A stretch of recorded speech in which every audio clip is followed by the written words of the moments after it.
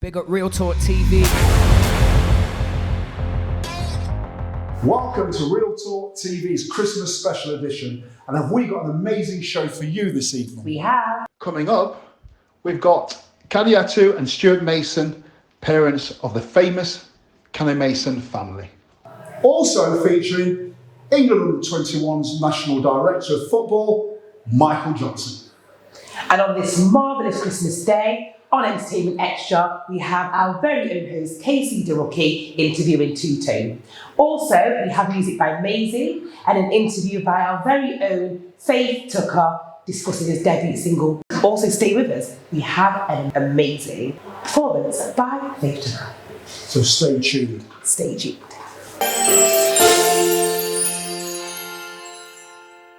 Welcome to Real Talk TV. My name is Roger Henry and I'm your host for this week's Christmas special. And I've got two amazing guests who have come to visit us, Caddy and Stuart. Welcome. Thank you. Welcome. Thank you. Tell us a little bit about who you are. Okay, well, we are the parents of the 7 Kane Masons, who are classical musicians and who play classical music, I suppose, around the world.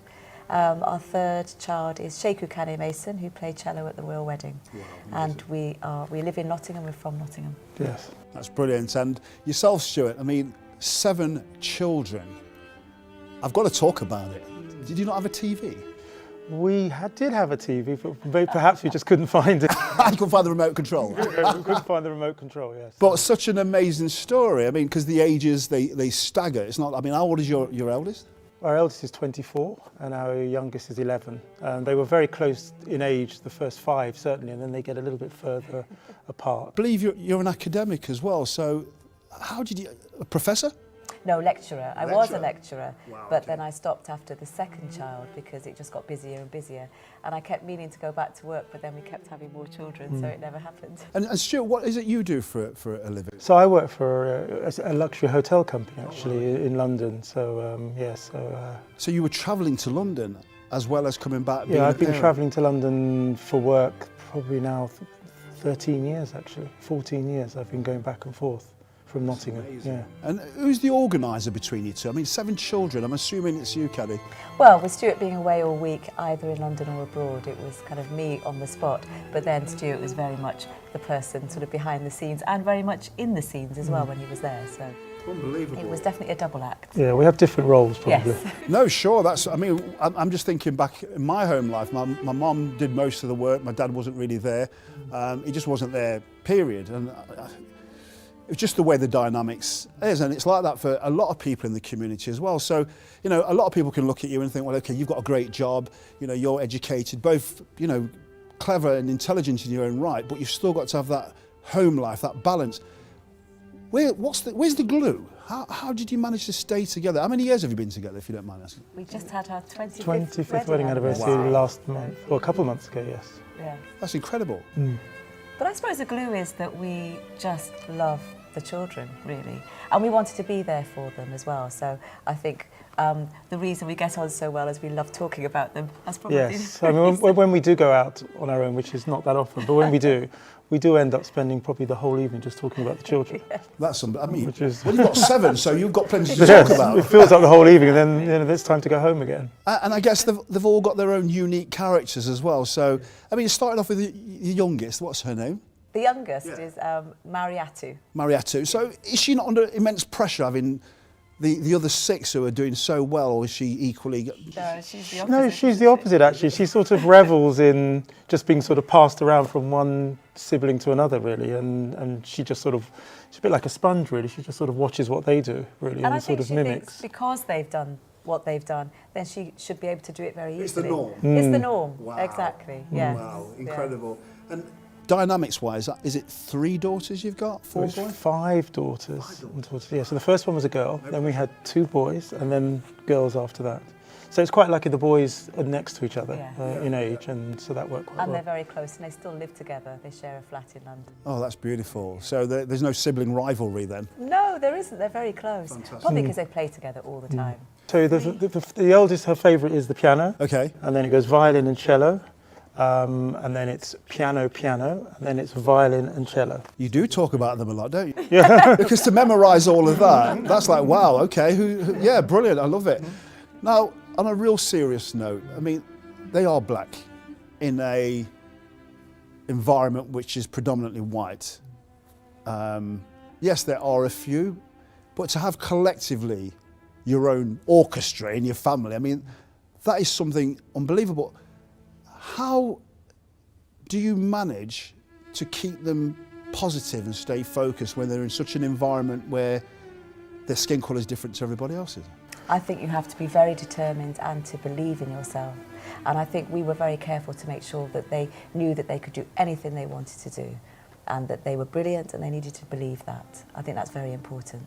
Yeah, I mean, I had parents who always, you know, I grew up in a time when there were lots of barriers, right, and lots of stereotypes. You know, black people couldn't play football, black people couldn't play cricket, black people couldn't be bankers, and you know, my parents always, you know, showed me role models and people who had broken through those barriers, and so I was taught to believe you could do anything, and so we instilled that in our children.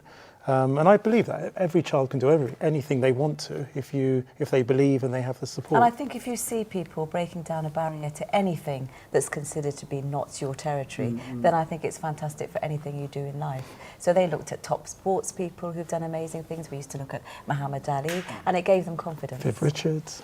Yes. The list goes on and on, doesn't it? Yeah, no, that's amazing. I mean, your backgrounds culturally, where are you from? Where's your family from? So my parents are from Antigua in the West Indies, and I was born in Sierra Leone. My father's from Sierra Leone, my mother's Welsh.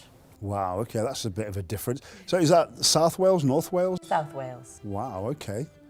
Different. How was that for you growing up in that sort of environment? Well, I was born in Sierra Leone, and then Yeah. coming over to Britain in the 1970s was not easy, and I think I'll never forget I it. was talking, Caddy, about where you knew me from, which was obviously the Black Lives Matter demonstration, which I keep apologising because of the language that I use, but, you know, what did that mean for you on that particular day? That was such an important day. yes, I mean, we all wanted to go. The children really wanted to go, and it was quite interesting how upset they were, you know, grief-stricken around that. And, you know, they all grieved in different ways. Some were very vocal, others went very quiet, but they all wanted to go. And I thought that day was really moving, actually. First of all, seeing the sheer number of people who came, seeing the range and ages of people that came, and then seeing people like yourself up there talking, and so many emotional stories that I think so many people could relate to. And I think, you know, any black person who, you know, of course we're alive, so we haven't been murdered, but I don't think there's a single black person who would not relate to that message on that day. Yes. It was very important, and it continues to be important. You know, we've never had anything like that, and I know for me, you know, as being one of the speakers invited by the Next Generation movement, it was almost like very surreal, because as you've just mentioned, the greatest thing about it was the diverse faces.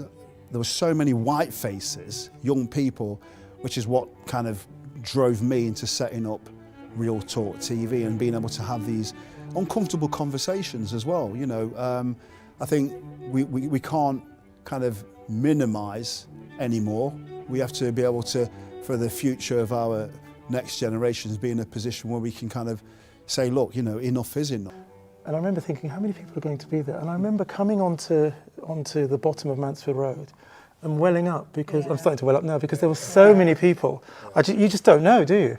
And then walking onto the field and just seeing thousands. I mean, I've just never seen anything like that, really. Well, you're making me nervous now, because obviously I had to drive from where I live through Sherwood, and I could see people walking, and I was told initially there was going to be 700 people.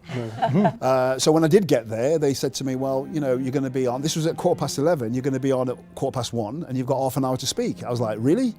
So, you know, for me, as one of the keynote speakers, to see that crowd grow and actually not know what I'm going to say, because it's almost like being at a wedding. Everybody's kind of said what you want to say. And all I can think in terms of is that, you know, and I've said it before, there was some kind of divine intervention that came into me, as well as others, to be able to create such a powerful day. But what makes it even more stronger, and as you've said, Stuart, previously, is the amount of young people, black, white, you know, Asian, whatever, and that made that day really powerful. So your family then, it's not luck, it's hard work. I do know that they travel down to London on a Saturday morning. I mean, I saw the clip where they get up at 3:30, and I mean, that's just unbelievable. People looking in would actually say, well, you know what, these are privileged black people, that's why the kids are successful, but I'm sure that's not the case. You know, 7 children to raise, raising one enough is very expensive, let alone, you know, I mean, the instruments and stuff, I'm assuming you pay for that. You've had to purchase that over the years. Yes, It's very, lessons very and travel and sheet music and strings breaking and instruments being repaired. But, you know, they're not privileged. I think they've you know, we are parents who put a lot into... we've sacrificed things and, you know, it's priorities. For us, giving our children the opportunities for something they do was something that we gave a big priority to. We didn't set out to say, we want you to be musicians. We felt that music was something where they could express themselves and gain confidence from. And then let's see what happens.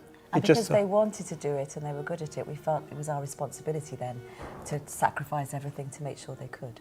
That's absolutely amazing. And, you know, if there was some advice you wanted to give to parents out there who have got one child, let alone 7, what would you kind of suggest or to them in order to kind of, I suppose, if you like, give them some ingredients where maybe they are struggling a little bit at the moment? Well, I think the first thing is you've got to love your children. You've got to let them know that you love them. You've got to absolutely believe in them and support them for what they want to do.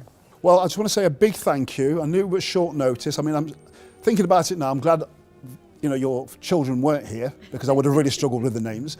However, maybe in the future it's something we can arrange, you know, and Definitely. It's been a great pleasure having you on the show.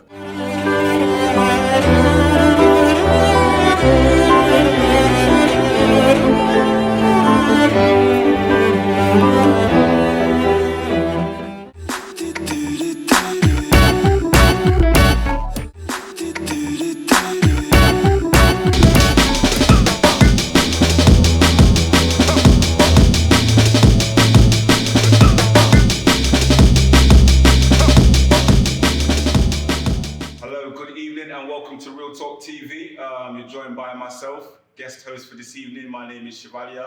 Some of you might know me by the name of KC. So today, I'm joined in the studio with, I'm going to say one of my favourite artists, not only from Nottingham, but from the UK. Let's give it up for Two-Tone, first of all. Yeah.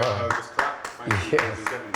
Chef, Yes, well, Two. go on. What are you saying? How you doing, sir? It's a blessing, man, as Finally got always. there in the end. First thing I want to talk about, really, why do you make music? Why? It's a good question. For me, it started out as just, you know, as a friend thing, being around and different associates back in the day. Now, though, I realize for the past, you know, however long I've been making music, it's been a long time, it's almost like a therapy for me and a way to vent my frustrations, my joys, my losses, my wins, whether it's my life experience or the lives of others. So I tend to grab inspiration from everything that's around me, everything that's outside of me, and also things that resonate within myself. So when you make music, you're not making it thinking of any, I don't know, what you're going to get out of it. It's more to help you straight away. Yeah, there was a time when I was looking at where can I gain? Where's the gain in it? And as time goes on, I've just really started to appreciate what I have gained already and what music has done for me. Yeah. Do you know what I'm saying? Not what can I do for music and what can I get out of music. What has music done for me personally on a personal journey and in a sense of, you know, growing as a young man and a human being. As though I look at it as like, oh, what am I getting out of it? And where are the material or financial rewards? It's more of a case of, you know, there's just a bit more depth with how I see music now in my later stages in my career. You could see the trap though, right, as to why people want stuff out of music, because I guess that's what we mainly see. In all media, the social medias, the glitz and the glamour of it all. As you know, you're experiencing in the field yourself. So, yeah, coming up as a younger, you see it. It's a bit of a contradiction. I got a little chain on today, but you see change, you see watches, you see the girls, you see all these things sometimes dressing back and yeah, just getting more in touch with what serves you. Do you know what I mean? Because these things, they're nice. They're nice to have. Don't get me wrong. People like nice things, but the novelty wears off a lot of the time. So when you've had a few nice things and you've knocked off a few targets or hit a few goals, you're like, what's next? You know what I mean? When you realize so many things, they're nice to achieve, but then do they fulfill you on a continuous level, or is it something that you get there and then like, oh, I'm still missing something? You know what I mean? So that's a good point. So when you make music, yeah, and you make a song, or when you're in the process of actually creating a song, how does that make you feel? It's tricky because, like I said, I touch on so many different subjects from my life. Depending on the subject, I'm dealing with unsolved trauma at times. Do you know what I'm saying? So I'm opening certain wounds from my past life that, you know, whether it's grief, losing a friend, you know, struggling, sleepless night, whatever it might be, I'm opening certain wounds. So to put that back out, it can be hard. It can be difficult to get that out.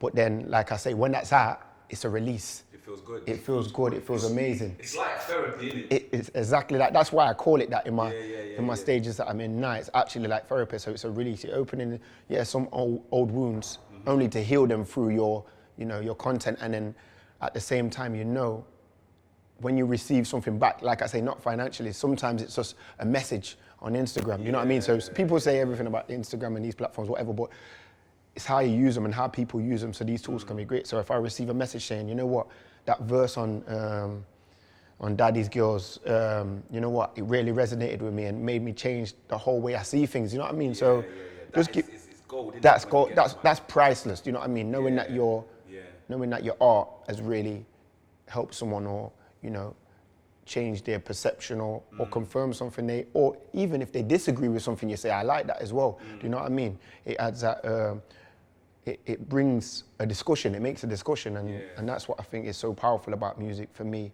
and for people across the world. Beautiful, beautiful, Chef. Talk me through the creative process of you making a song, start to finish. Start to finish, it's changed over the years. It's changed a lot over the years. So like LRG days, you remember LRG days, Lyrics, Rhymes and Grime, big up the team on that. So we was in the kitchen over at my good friend Blender. He was over in the kitchen producing, do you know what I mean? And we'll be over there just writing, Warrico, do you know what I mean? One of the teachers. So we was over there large up, just writing. Nights on them, finishing our day jobs or our night jobs and just going straight there, sleeping there, just writing. Beats are playing. And just getting all of that, and that was very good exercise for me. So the more you do anything, the sharper you get, the quicker the 16 gets. Do you know what I mean? The tighter it gets. As you know, Chef, even with you, I've been through on performing. When you was performing in the studio, and you said, "Look, this is how I do it." I'm on it like, okay, this is why the tone sounds as good as it does, or do you know what I mean, or the vocal drops like it does. So I think that's what it is. I learned to stay sharp. But what I find is when I was putting things down on paper, sometimes I'd revisit it to record it, and I wouldn't know the flow. I'd forget the flow, wouldn't know the timing, do you know what I'm saying? So wouldn't be able to deliver it the way I first thought it was. Where technology's helped you out. Yeah, this is where technology, and not even so much technology, I designed for anyone who knows me and who sat with me and recorded with me, I designed a way to, I didn't used to write music. So for so long now, my album, last album, Black and White, that's all came from. You didn't write none of that down? No, didn't write none of that down. No, I don't like to put it like that, but yeah, it's actually something I do. Like Jar, whoever knows who records with me, they know that I don't write my music down, you know what I mean? I'll listen to the beat, listen, and then I'll get it, and then I'll get it in my mind. Then the timing stays there. The timing don't go once you've got it in your mind. Do you know what I'm saying? Get a better flow. I was going to ask you about your album, Black and White. Yeah, Black and White. Let's talk about that for a second. So Black and White, it was one of them. I dropped it like back end of last year. Yeah, very brave to do an album, by the way, because there's less albums out there. Yeah. Already, because are people even, sitting with a body of work anymore to digest? Do you have time? Sit down and listen to that. There we go. Due to the pandemic, I had time. Do you know what I mean? Work was kind of on the back burners, so I had a lot of time to, be in the studio. I was furloughing. I was furloughing. I had a lot of time to be in the studio and just create. You know what I mean? People Jay Ramsey, big up Jay Ramsey, he produced like about 70% of that album. Do you know what I mean? And we just sparked a connection during lockdown over the gram, and he just started sending me beats, and it just started flowing. I had so much to give. Do you know what I'm saying? So much to share, and that's what Black and White was about. Obviously, there was, you know, even still now, there was a lot going on due to race, and I felt like that was one of the driving forces behind the album. Being, you know, dual heritage myself, mum was white, dad was black. That was so they sort of inspired that as well. I touch on that in the album. There's a track on single there called Black and White on there. So yeah, that was just like, again, just opening certain wounds, sharing certain triumphs. Do you know what I'm saying? And that today is my strongest piece of work. Do you know what I'm saying? Well, it's beautiful, man. I think not only is your music positive, I think your whole lifestyle is positive. Yeah, I try. You're doing well, man. You're doing well. Respect, I think chef. the thing is in life, sometimes it's like you're swimming, you know, you just heads underwater swimming, and we forget to put our head up and like look back and see how far we travelled. Like, but I know the 17-year-old. Yes, You know yes, that's true. I remember the guy on camera trying to get a job. Yes. Not only have you created your own job out of doing something you love, also your passion, you're following that as well, and we're following it on camera. So Mad. Put your head apart the water. You didn't have no daughters back then. Yeah. You were a good father. You were a great friend. Like, it's just positivity. Man. Yo, so chef. I would just say, stay on the train, my brother. Yo, Stay on listen. the train, brother. I appreciate it.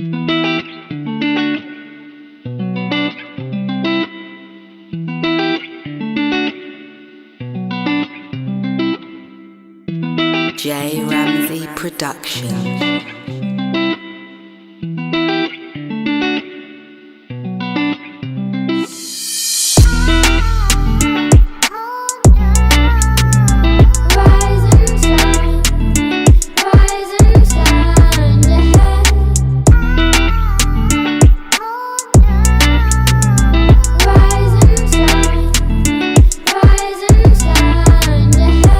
Kinda early, I've gotta take my girls to nursery.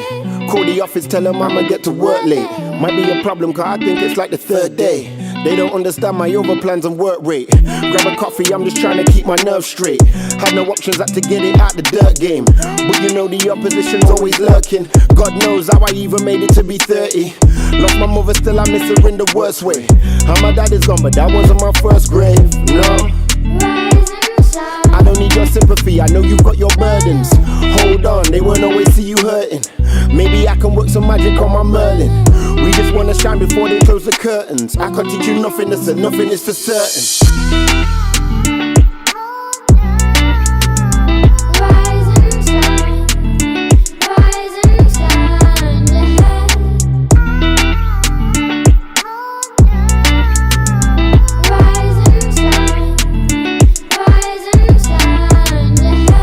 Look, I heard he's fresh out. My sister's in the can, she can't check out. She used to do my heading, but we friends now. Don't write bars, but I guess I'll be your pen pal. Sometimes my life is like a movie, call me Denzel. Spree was having scans, I had a bed bound. Miss her bopping through the ends. Yeah, she was popular for 10, that's a rock and roll gem. Hold on till we rock and roll again, get it? Slow songs in my brother's old cassette spinning. Vintage, me and Stairs on the red sipping. I ain't even on my next, but my ex tripping. Heard some G's are on my head, so I slept with it. It's kinda early to be vexing it. You ain't even. What a fantastic song. Absolutely. Such a tribute to Spree as well, you know. Yeah, heartwarming, really moving as well.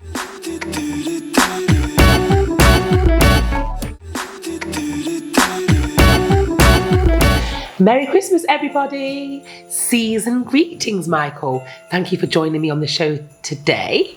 It's Christmas Day, and it's been an awesome time of the year. Yeah, it's been a wonderful time to spend with your family and reflect on what a difficult year it's been for most.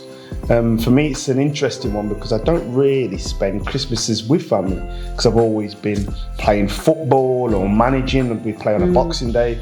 But it's been great just to spend time, enjoy opening the presents with the little ones, and then just reflecting myself on what has been a good year, but a difficult year for many. Yes, and we'll get straight into that shortly. So how have you spent your day, if you don't mind me asking? Getting up in the morning, presents with the children, obviously, you know, spending time with the wife and the whole Christmas dinner and escapade of it, and then obviously joining me here this evening. Yes, well, I always go to church first. Fundamentally, I've been brought up in the church. Yes. And then after leaving church, obviously dinner, Yes. Sunday peas, As you do. roast chicken, yeah. And then obviously the presents from the children, what they've opened in the morning. We've got the afternoon then to unravel, build, buy batteries, play with it, unite. Get rid of all the rubbish and the boxes outside. Always and left to me to get rid of the rubbish, by the way. But yeah, it's been a really good day. Oh, what about the food?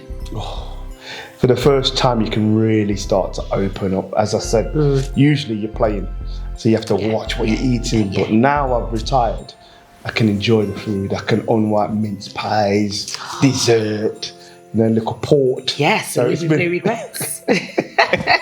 So you know, Love it, it's been nice. It's been a wonderful day. Amazing. So you're here today joining me on the show to talk about, in a reflective kind of way, your whole career, your journey from start to middle to where we are now. Yeah. So yeah, where did it all begin? And how did it all begin? Well, born in St Anne's.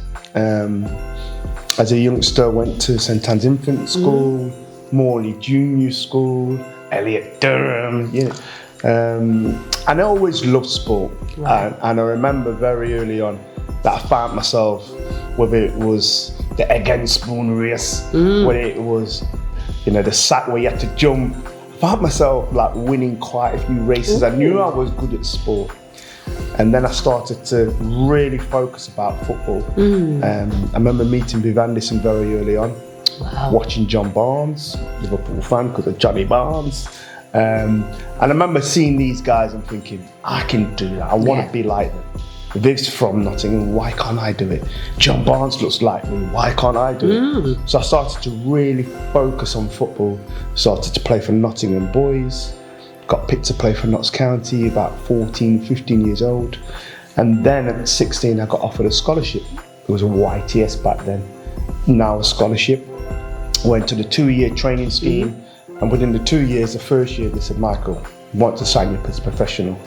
So at 17 years old, my dreams and aspirations as a young boy came true. Evolved. Yeah. You do talk a bit about your religious beliefs and obviously your culture as well. Yeah. Can you elaborate a little bit about that experience in terms of sport in your career? How they mirror each other? Fundamentally, when I deal with a football player, an academy player, a young player, they're human beings. Yes. So for 90 minutes of a match day, maybe on a Saturday afternoon or in the week, they put on a shirt. But that doesn't define who they are. What they're doing is playing for a team, maybe Arsenal, maybe Liverpool. But who are you when you take off that shirt? And so the onus is more about finding out about the individual, as opposed to just celebrating them because they're a Liverpool player, an Arsenal player. They only put a shirt on to hide the fact of that true person and who that person is. So in your coaching, it's more about getting a connection. It's more about understanding, finding out about the different culture, showing empathy for that individual, which ultimately would lead to a better human being that will ultimately lead to a better player. Gotcha. So that for me is culturally, spiritually, where you can really connect with the core being of a human being as to who they are, which then brings themselves out into a better person on the field. Now you are coaching under 21s, is that correct? That's right. So at the moment I'm coaching the England under 21s right down to the England under 15s. So in any given international window, there's a few international breaks throughout the course of the year. My technical director would say, Michael, I want you to work across the under 16s in this window. Michael, it's March camp, can you work with the under 20s?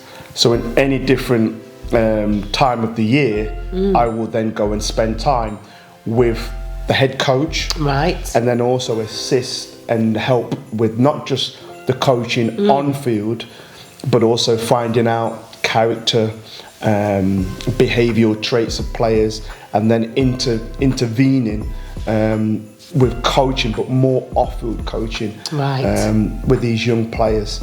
Historically, I've done that with Guyana. So I was afforded the chance in 2018 Yes. to be a head coach of Guyana, in a country. And that was fascinating in itself in South America, to lead 8 million people towards there was a tournament called the Gold Cup. They'd never qualified for a major international competition. And to be able to stand there in front of 8 million people and tell them how you're going to lead them from never qualifying to actually doing something like that and actually qualifying was something that will live with me forever. So, from a football perspective, a very poignant year for the Euros. Let's touch on that. I want to talk about that a little bit. It was an interesting one. The first time since 1966 that England had reached a major final. Great achievement, really, really good achievement. And what was so fascinating about the achievement wasn't just the fact that the team reached the final, but if you look at the diversity of the team right the way through, even staff, you start to see the composition of what modern day Great Britain looks like right now. And that was a message to the whole of the UK world, business sector, health sector. This is what an organisation should look like. And when you work together like that, the actual achievements, the diverse thought processes, it was an amazing thing to see the journey, which ended in a way that we didn't want it to end. But it was a success because it's the first time since '66 that England had reached a major final and just missed out by the narrowest of margins. And let's be honest, they did play really well, didn't they? I would say so. They played excellently well. And this is now where I think, if you look at it now, you go into the penalty shootout, and there's 3 black boys, men should I say, going to take the penalties. And I'm sure you'd share with me that as they went to take the penalties, the first thought process from all of us, I hope you score. Because we all fought, and I was hoping to be proven wrong. But if you miss, there could be issues. The consequences of that. And the consequences were straight away.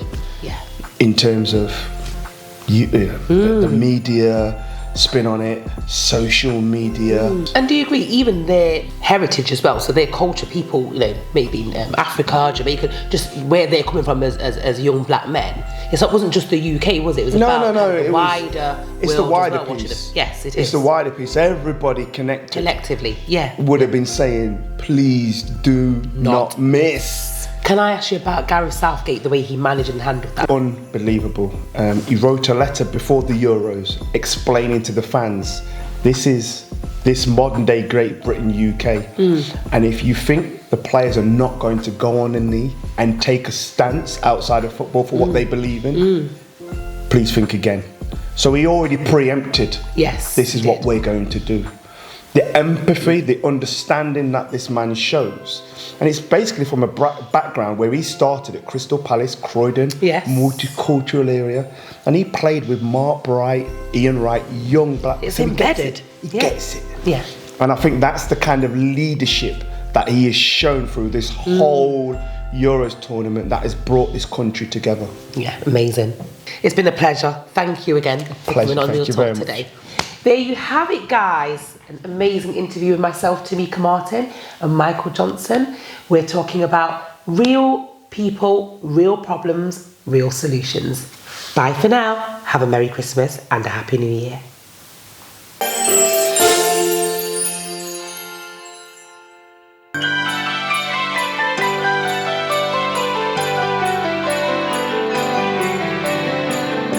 Snow is falling at our feet.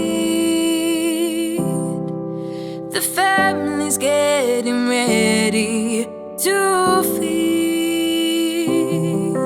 Mulled wine by the Christmas tree. I got presents that waiting for me. Christmas ain't what it used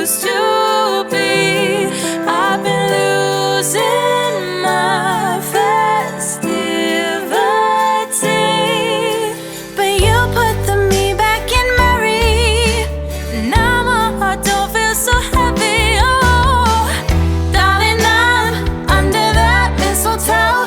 Darling, I wanna let you know I believe in Christmas. I believe in Christmas. 'Cause you put the me back in memory, and now my heart don't feel so heavy. I believe.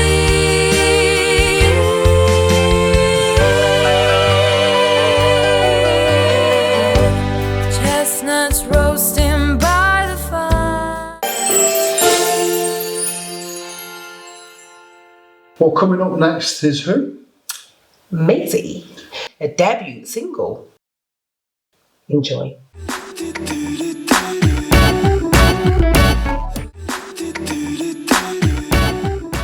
Baby, come here, be there, so. Them on the way from them a trace, so. Me have to give you come in a place, so. Come over, make we come, give me waste, so. Come get it taste, so. Come make we day close. Them on the way from still they trace, so. Hello, and today we have the wonderful Afrobeats and R&B artist Maisie here with us, and it's great to have you on the show. How are you? I'm doing alright, thanks. Good. Cold, right? It's actually not as cold as in Austria where I actually grew up from, you see. Of course. But one thing you gotta notice, like one thing I noticed that it's quite windy, you see. But as opposed to Austria where you just have a lot of snow and it's just everywhere is just covered in snow, literally. Wow. You know, so it definitely brings that Christmas vibe more up. So yeah, it's all right. Like UK is fine, but when it comes to that aspect, Yeah. I definitely Yeah, I'm definitely dreaming of a white Christmas. I can't lie. We don't really get it often, so it would be nice to have it. Absolutely. Yeah. So tell me a little bit about Austria then. What are the main sort of things that you do around Christmas, like the traditional values, family traditions? So basically, we come together as a family. We have a big meal on Christmas Eve, and that's like pretty much the most important part, right? And then we have on the day after, which is the 25th, that's when all the gifts are being shared. So we come together again. Wow. And one thing that we love, as in to accompany the entire vibe, is mulled wine. Because that's typical of Austria. Like, we love mulled wine. Oh wow. I've tried some here before. Don't give me the verdict. I don't want to have. It's not bad. It's not bad. I don't think it's not bad. I still drink it. It's not bad at all. But in terms of like classical music, what are your thoughts? Well, I mean, the wonderful Mozart. I mean, I love singing Mozart. He's one of my favourite composers. I have some beautiful Italian pieces. One of my favourite being Vado Madove. It's one of my favourite songs to sing. I actually sang it for my audition at the Royal College of Music, which then got me a scholarship into that conservatoire. Wow. So I was quite fortunate. Mozart, and then you've got Strauss, who has some beautiful German repertoire. Yes. It's really interesting to know that these composers have come from where you are from. That's crazy. Really, really beautiful. And do you listen to classical music? Actually, I do. Obviously not as often, but because I'm a producer as well, right? Because I make my own beats and everything. So sometimes I just go into that avenue and I just get some inspiration. I listen to all those different types of music. And it just helps because it's just a different way of seeing things, hearing things. And then we just pull that back in. And the way you the make of me. Baby, you there, cool me down. You got it. But I also listen to Afrobeats, and the rhythms and the syncopation and everything is just as hard. And genuinely, I really do back in London, I do like an Afrobeat society dance lesson, and it's really hard to get these like the proper beats. You know what I mean? So I completely understand where you're coming from. It's just beautiful, kind of bringing both sides together. So you have the melodic aspect. That's where you can pull the inspiration from classical music, all types of different music. But then you have the typical Afrobeats. Syncopes and all these types of intricate rhythms. Talking about music, what's your favorite Christmas song? I don't know what it's called right now, but it goes. Ba-da-ba-bum-bum. Oh wait, I forgot what it's called.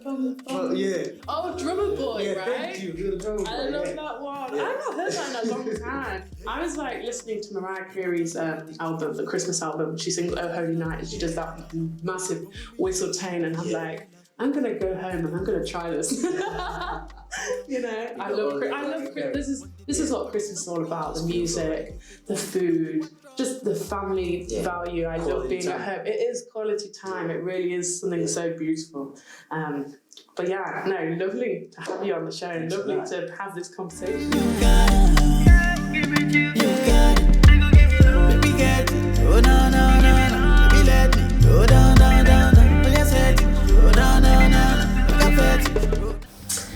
That tune had me go. I liked it as well. I loved it. I love myself some Afro beats, and he is killing it for a local artist. Again, putting Nottingham on the map.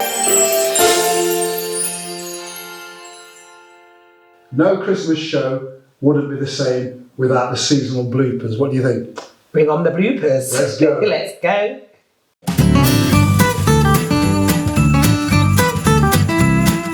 But there were so many things that I took from my granddad in terms of a young man. Absolutely amazing rendition. That was. See, such touch. Start again. We'll do that again.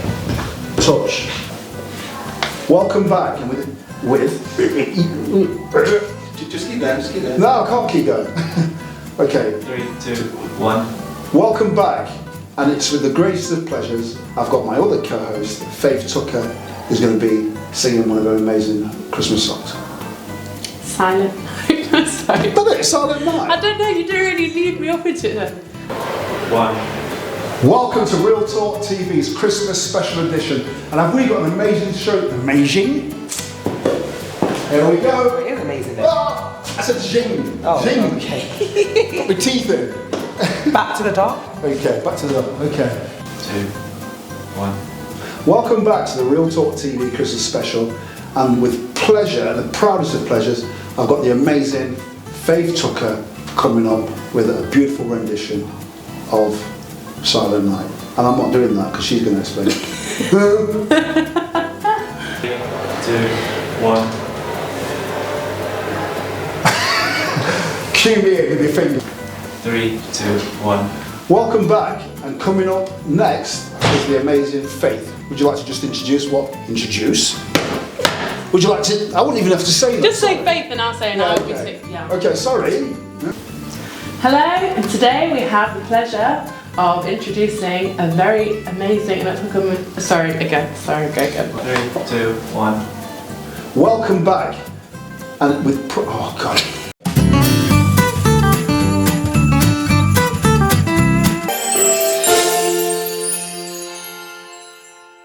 Welcome back, and it's with the proudest of pleasures, I've got Faith.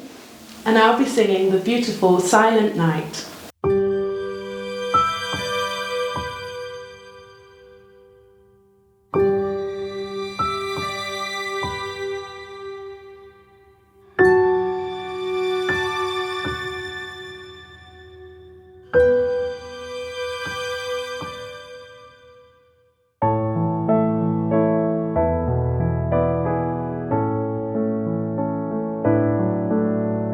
Silent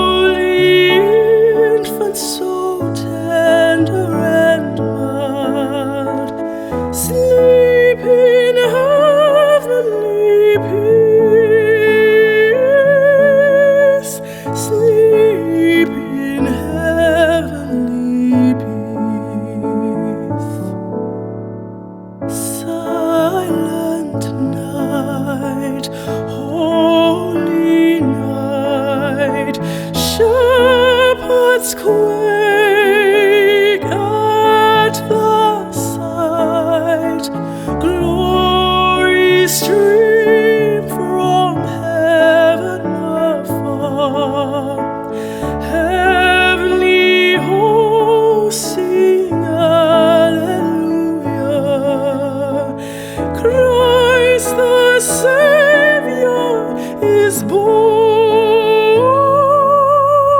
Christ the Savior is born.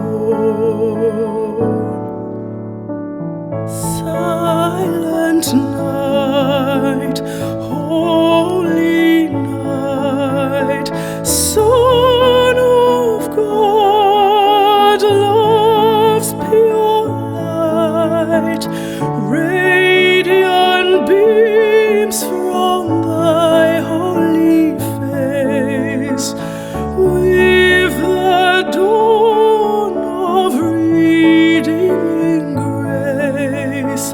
Jesus, Lord, at thy birth.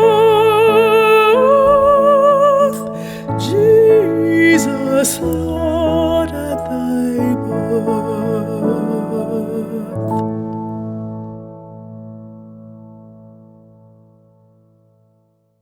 Silent night.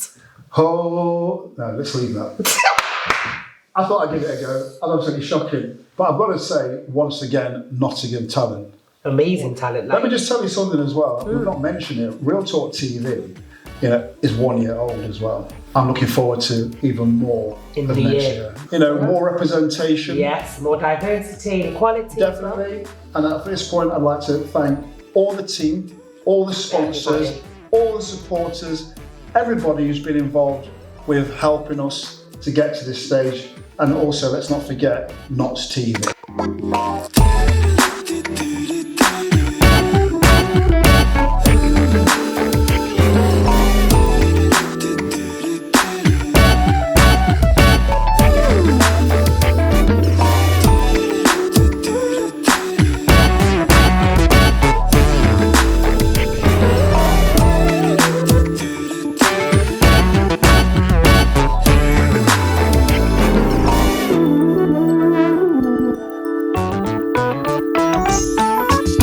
And remember, as I always say, it's an inside job. Bye for now.